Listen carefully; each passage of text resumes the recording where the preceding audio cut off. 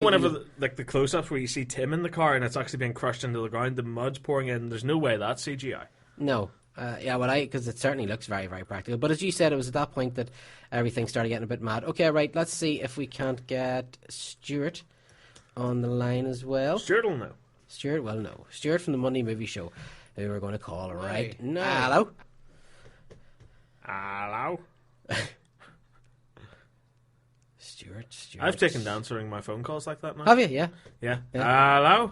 Do you know, I was on the phone to you earlier on, and whenever I said cheerio on the phone, you say, and you always do, you went, farewell. And you're the only person I know who uses farewell. Well, and you use it very well. See, that's why I use it. Yes. Because nobody else uses it. I say farewell to the guests as well when we're on the show. You do. And I hung up the answer to laugh. I was like, farewell. What is he like? Only Saxon. Stuart? Yep. No, you don't get off that easy. We want a hello. Hello. Hey! Farewell. Stuart, how are you? We had no show last week, so it's a couple of weeks since we talked to you. You've had a birthday. Happy birthday. Yep, it was yesterday. It was indeed. How are you feeling? Old. Even though I'm only 33 today, I felt like really terrible today, actually. I was ill yesterday, unfortunately.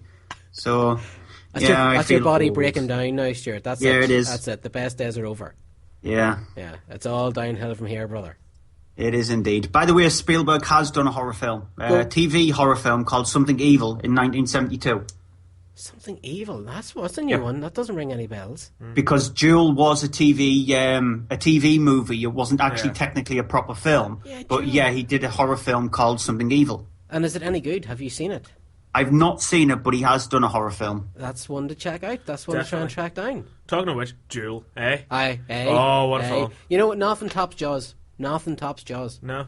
Jaws has it all. It's the full package. But see, I think that's the trouble, because everybody instantly goes to Jaws when they think of Spielberg. Mm-hmm. You know, and rightly so. It's an awesome movie. Yeah. But like, when it comes to the wider pantheon of his movies, like the lesser known ones, you can't beat Jewel. I mean, it is the setup for the payoff that is the rest of his career. Yeah. Like, never before have I been so enticed by a man being chased by a giant truck with a faceless driver. Yeah. You know, that it takes real talent to turn that into something entertaining. And it is that whole, Jaws, he was a shark, he eats people. E.T. wanted to go home. Dinosaurs eat people. The guy in the truck, who knows? Wanted to eat people. Who knows? We don't know why he did that. Yeah. Stuart, where do you stand on the whole Spielberg thing? Is his best days over?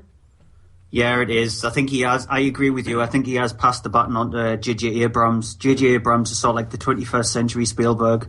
I think Spielberg is now, he doesn't care about that, to be honest. I think he's more happy to be more of a producer, and when he does get a chance to direct a film, I think he wants to go off and do movies like War Horse and stuff like that, more family friendly movies. So I think it's J.J. Abrams is Spielberg now. Yeah, and I tell you, everybody gives Abrams the slagging off for the camera or the lens flares. Lens flare. Yeah, Spielberg's pretty fond of that as well. It's all over Jurassic Park. I think one of the first shots is lens flare. Yeah, it is. A spotlight in the forest. Yeah. Yeah. I know JJ, it's kind of his signature thing, but Spielberg was doing it 20 years ago. So we were talking about Jurassic Park. Stuart, where do you stand on Jurassic Park? I really liked the first one. After that, it's downhill. Yeah. The second one was terrible. Yeah, I think that's actually the second Spielberg went off the boil. Yeah. Whenever he made Lost World. And of course, don't forget, the other perfect movie. I mean, I was talking to Big Phil. Of course, we all know Big Phil. He hasn't been on the show in a long time. I was talking to him during the week about perfect movies. My perfect movie is Ghostbusters. I don't think... There's better movies. There's no more perfect movies. It is the actors, it is the scenes, it is the comedy, it is the horror. Everything about it works. Of course, he made Raiders of the Lost Ark as well, which Big Phil puts in there. He put Back to the Future, Raiders of the Lost Ark, and The Empire Strikes Back. And you know what? It's hard to argue with that. Absolutely right. It's hard to argue with that. So Stuart, Spielberg's best days. It's sad though, isn't it? I mean, his best days are over. I wouldn't say it's sad, because you look at his career, what kind of career he's had. He's worked in film since the 50s, so he's worked in films for over 50 years. Yeah. So it's definitely not over for him. He'll always be there, helping out other directors, etc. I wouldn't be surprised if he was shadowing J.J. Abrams to bring him up as the next him. Okay. Yeah, I think he could be onto something. Do you think we might see him, because I know he was slightly involved in Star Wars Episode 3, think we might see him in later Star Wars movies? Maybe. involved in like a slight fingerprints, a Spielbergy, nod here and there. Maybe. You never know. The final part, the episode 9, might just be him with Joss Whedon, with Spielberg. They just might get all together to just make the ultimate episode. You know what? I just got goosebumps. Oh, stop it. I just got goosebumps. Steven Spielberg directing a Star Wars movie written by Joss Whedon. I'm going to have to go lie down for a little while. Excuse me.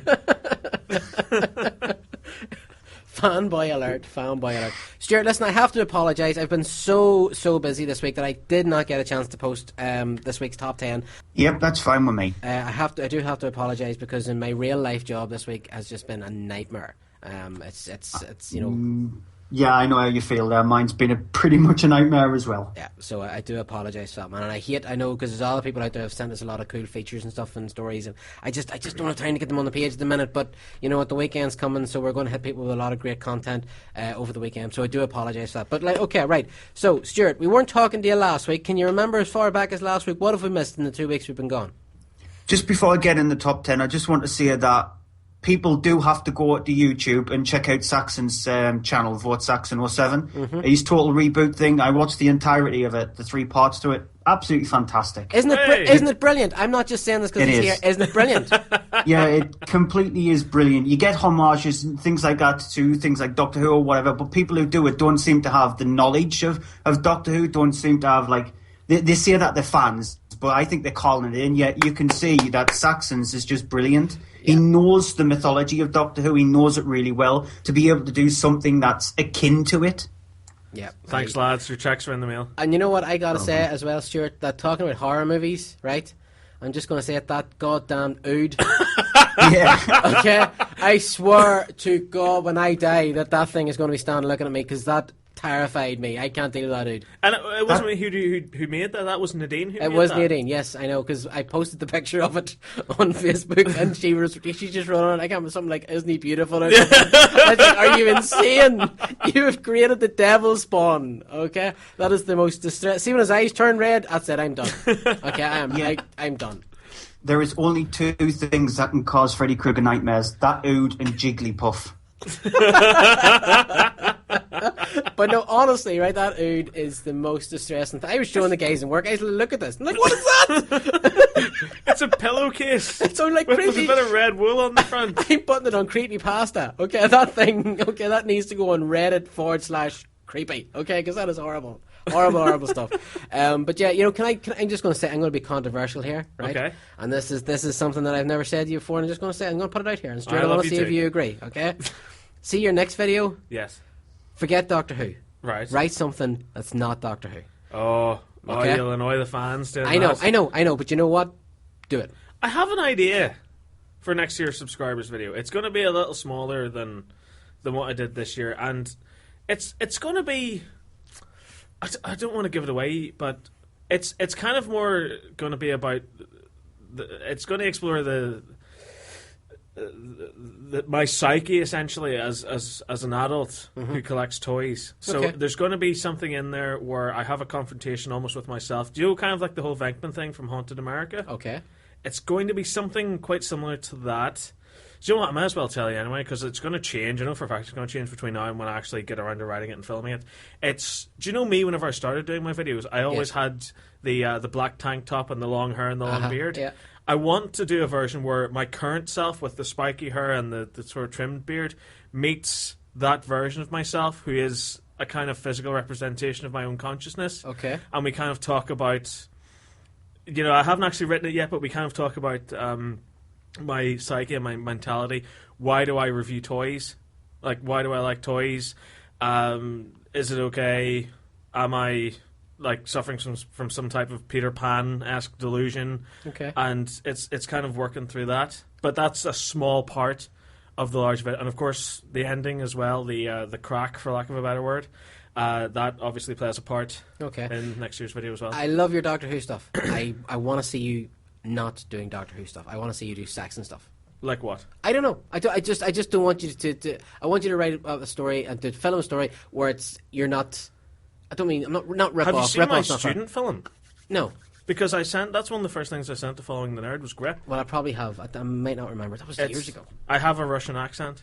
I'm a bit mental. I'm a drug dealer, and I have a baseball bat. And what about your video? Well, it's something quite similar. Okay. No, it was like a student film that we were literally. Our teacher was like, "You need to film something. You need to write something right now, and you need to film it. It has to be 15 minutes long, etc., etc." So I made it. It was great. It had its moments. It was actually entered into a film festival, and I was nominated for Best Director. Right. So, I must check that out. Okay, right. Moving on. Yes. You're reading into your time. Ego is large enough as it is. Talk to us. About what? Box office top 10? Yes, or please, if you don't mind. Ego even more? No, the ego has We're landed. done. Okay, the ego has landed. No, let's talk about the top 10. What's been happening this week? And as I say, if there's anything that we missed last week, what did we miss last week? Well, last week the top two have flipped. They were the other way around last week, and now they're obviously, like I said, they flipped this week. So whatever was number one last week's number two this week. So they have flipped.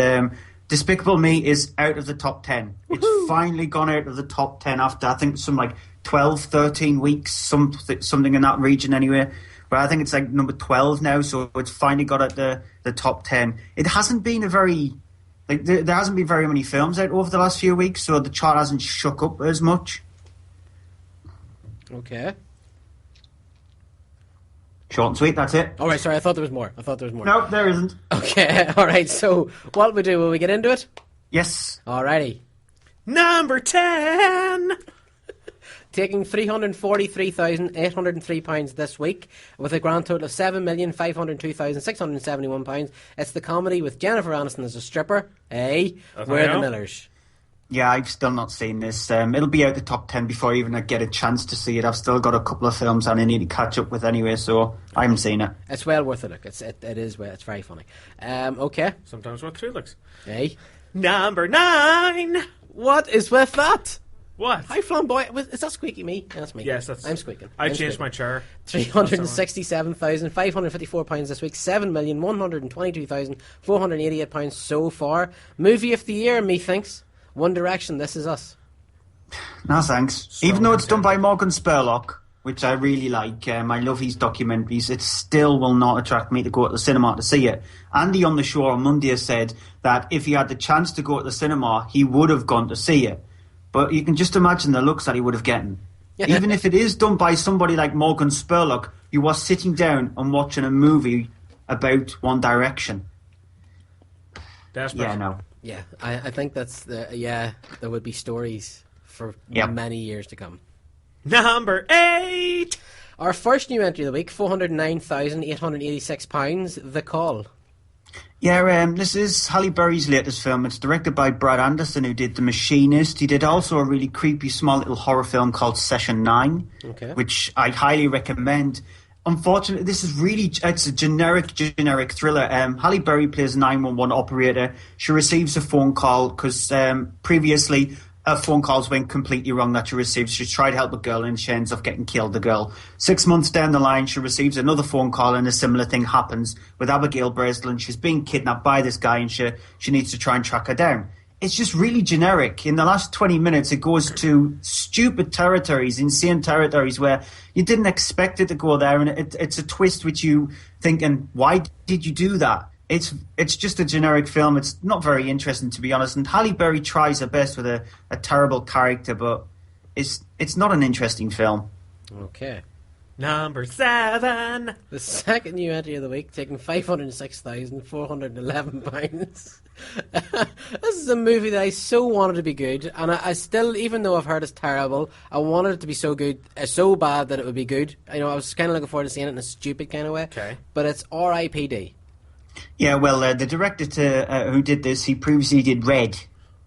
So I've seen this. I've seen R.I.P.D. and it's Men in Black. It's Men in Black-esque. It tries to be Men in Black. Men in Black 3 was terrible. It's very similar to Men in Black 3. Okay. It's lots of bad CGI. Really bad CGI. The character development between both Ryan Reynolds and Jeff Bridges is just not very well handled at all. Mary-Louise Parker is probably the strongest out of the lot. She's very stoic in her character, but very witticistic with her remarks that she has against Jeff Bridges' character, because you find out that they both had a sort of kind of relationship in the movie. But it's just really boring, to be honest. It's only on for 96 minutes, yet it feels like it's on for a couple of hours. It looks awful. I just, the idea of Jeff Bridges being in a bad movie,